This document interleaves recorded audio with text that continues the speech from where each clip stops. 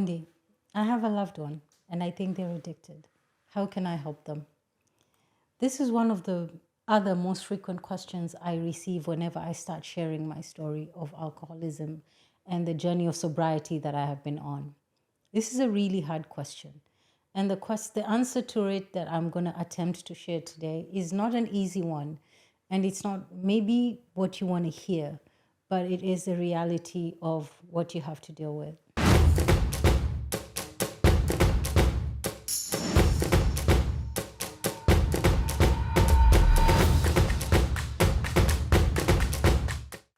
Hi, and welcome back, everybody, to another episode of The Wandering Wanderer. If it's your first time joining us, thank you for giving us your time and welcome as we explore alcoholism and sobriety. I'm your host, Wendy, and this is actually our last episode of season 1. Woohoo! I did not believe that I would have the courage to do a single episode and put my face on a YouTube channel. Yet here I am. We've done a whole season. Thank you to all of my subscribers and everyone who has watched all of our episodes. It means so much to me that we have gotten this far. And it is a testament that all dreams are valid. All you got to do is risk it, take a step, and make it happen. Now, let's dive in. How can sober family members help or support loved ones with alcoholism? Today, I want to cover a couple of practical tips, emotional support strategies, and how you take care of yourself in the process, which is extremely important. Because I think sometimes we spend so much time taking care of other people, we don't realize that you need to take care of yourself too as part of that process. Dealing with a loved one who is battling alcoholism is incredibly draining, challenging, and emotional. It's natural to want to help your loved one, but it is important that you approach the situation with care, empathy, and understanding. Your role in supporting them is vital. I already shared with you in a previous episode how it was my friends who pushed me in gentle and tactful ways to examine my relationship with alcohol. But at the end of the day, I had to make that final decision for myself. And the situation is the same with your loved ones. They have to be the ones to make that decision. You cannot make it for them. Here are a few key ways that I think will help you support your loved one. If you have any more suggestions, anything that you think I've left out, comment below. The first step is this YouTube channel, for example, is educate yourself about alcoholism. Understanding that alcoholism is a disease can help you approach the situation from a position of knowledge and empathy. We learned in our first 6 episodes that alcoholism is a complex disease with physiological, physical, psychological, and social components. Learning about its nature, its symptoms, and treatments can better improve and prepare you to support your loved one without being an enabler to their addiction. There are many resources available from, like I said, YouTube channels like this, books, online articles, support groups that can provide valuable information about alcoholism and recovery. The second thing is to have open lines of communication. This is crucial. Approach your loved one with compassion and honesty. Express your concerns without judgment. Use I statements to convey your feelings, like, I'm worried about you drinking because I care about you. Avoid blaming or criticizing.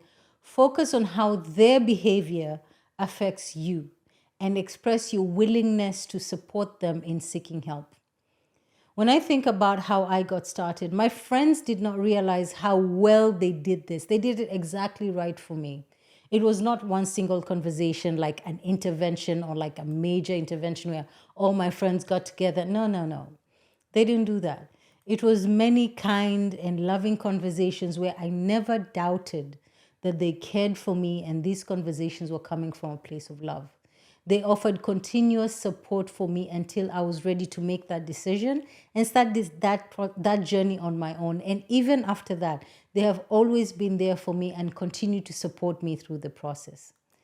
The third step that you can take is encourage your loved one to seek professional help. As we learned last week, it's extremely difficult to do this process by yourself. It's possible. I did it by myself, but I would not recommend doing it by yourself. Encourage them to seek professional help. This can be a doctor, a therapy, support groups like AA. Professional help can provide the tools and the support that is necessary for them to begin the journey of recovery. Offer to help them find a therapist or attend a meeting with them if they're comfortable with that. Or do what my friends did. They actually found me a therapist and offered me a few sessions. I shared with you in my story how my friend B told me how he was going to pay for the first 3 months of my sessions with a therapist. And if I still thought I had no problem with alcohol, he'd never bring it up again. He knew me well. And so after those 3 months, I had no issue continuing with therapy because I realized how right he had been and how much I needed that help and I needed the support in that process. If it's a viable option for you, maybe that's not a viable option for you because you don't have the finances. It's just a suggestion. But helping them to look for professional support can go a long way in showing them support in as they look or even explore before they even begin the journey of quitting, as they begin to explore whether it's the journey that they want to be on. Because as I said, and I keep insisting, it's their decision to make, not yours. The fourth step is so important for them and for you. Set boundaries. This is so vital for both your well-being and theirs. Make it clear to them what behaviors are unacceptable and what the consequences will be if they step back from those boundaries and not respect them. And even more important than just setting those boundaries is follow through with what you said the consequences are going to be when they break those boundaries, because chances are, unfortunately, they will not respect those boundaries. And when they don't, as a loved one, you need to carry out the consequences, not because you're trying to punish them, but because they need to understand that there are consequences to their actions. Boundaries protect you while encouraging your loved one to take responsibility for their actions. You might decide that you don't want to lend them money or lend them your car when they are under the influence. Maybe that's the result, or that's one of the consequences that you want to give them. Number 5, provide emotional support for them. This means being there for your loved one without enabling their addiction. Just because somebody is feeling down and you're like, oh, okay, I see, you're going, the physical symptoms are so hard, I'll bring you a 6-pack. That's enabling. That's not supporting. Listen to them as they talk, or just be there if all they want is somebody to be in the room with them. Offer them encouragement and celebrate their successes, no matter how small. Let them know that they're not alone and you're always going to be there to support them. Your love, consistent support can make a significant difference in their recovery process. Number 6, take care of yourself. As you take care of this loved one that you have, do not forget to take care of yourself. Supporting somebody who is an alcoholic or an addict of any other kind is draining. It is stressful. Sometimes financially, it can be a burden. Make sure you're looking after yourself physically, mentally, psychologically, and spiritually. Engage in activities that bring you joy and relaxation. There are support groups or families of alcoholics where you can share experiences and gain support from others in similar situations.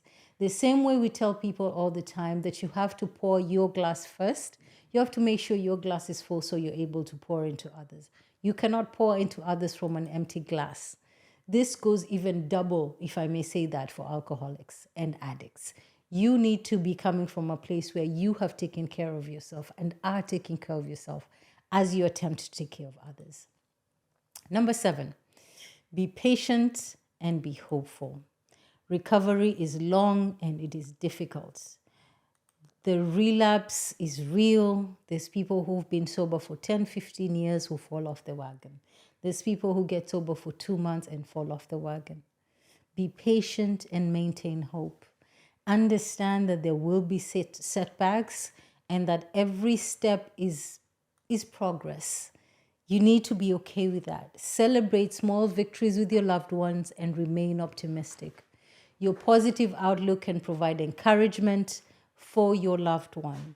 And sometimes that hope can be good for you too. As a recap, the key ways to support a loved one struggling with alcoholism is educate yourself, open communication, encourage professional help, setting boundaries, providing emotional support, taking care of yourself, and being patient and hopeful. There will be ups and downs. Remember this. Supporting a loved one through addiction is a balance of compassion and self-care. Your support means the world, literally, and could make or break and have a significant impact. But it is important for you to take care of yourself too. Do not take care of others to the extent that you forget to take care of yourself. I'd love to hear from you. Have you had an experience with supporting an addict? How have you done it? Has it, have you been able to take care of yourself as you have taken care of them? What are your key challenges when it comes to dealing with addicts? Comment below. Let me know what you think. Let me know how this journey has been like for you. Share your experiences with me and we'll share them with the wider audience. Guys, this is the end of season 1. We wrap this episode and our first season. I want to thank you all for your time and I hope you've learned something new this season. If you enjoyed this episode and you want to keep wondering with us, please consider liking, subscribing, and hitting that notification bell to stay updated on our future episodes. And yes, season 2 is coming up soon.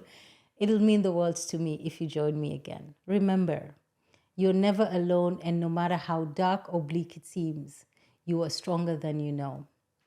And as I wrap up this episode, I want to give a special shout out to my team at TMS Media and a special shout out to the one person who's been super patient with me and has been editing all my episodes, Mustafa Juf. Thank you so much. You have done an amazing job. When I first walked into the studios, I had no idea what I was doing, and you have helped me do so much. And so super thank you to you.